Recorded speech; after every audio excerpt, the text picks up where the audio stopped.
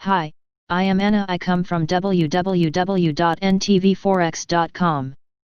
Trans-Tasman Bubble a dream. http ntv4x.com News ID 7A6667 7/17/2020 11:25:26 am.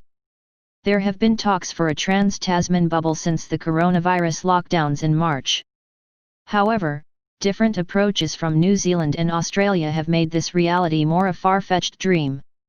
Trans-Tasman bubble would greatly help both economies.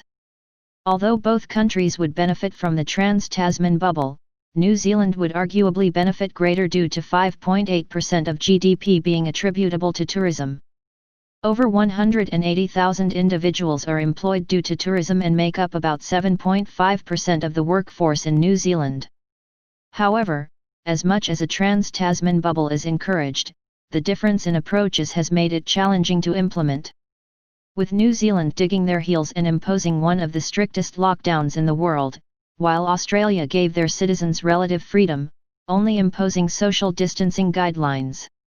The contrasting methods have become evident, with Australia still making records in daily coronavirus cases, while New Zealand consistently records single-digit case numbers. Victoria, Australia, reported 428 new coronavirus cases on Friday, making it the state's largest daily increase since the pandemic.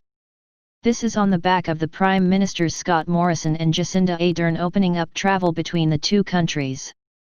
Scott Morrison stated that Jacinda Ardern raised the very issue, the bubble, with me, and we're progressing those discussions.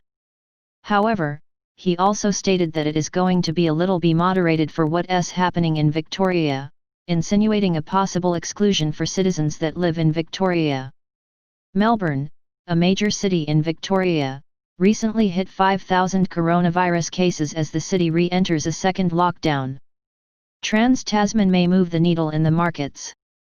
The AUD/NZD depreciated to parity in the middle of March as risk currencies dived, with the NZD showing some strength due to New Zealand's efficient suppression of the coronavirus. However, the Australia dollar has since rebounded, trading at the 1.067 level. There may be an argument for the Australian dollar is slightly overvalued compared to the New Zealand dollar, as New Zealand's economy has been restarting without any relative setbacks.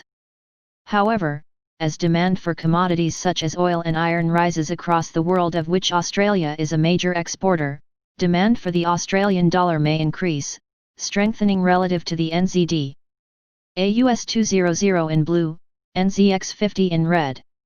However, the significant indices for Australia and New Zealand may show outperformance, rewarding New Zealand in their coronavirus suppression.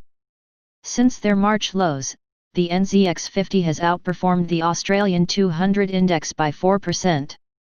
If New Zealand continues to outperform with regards to the coronavirus relative to Australia, we may see a good opportunity to shorten the ASX and go long the NZX.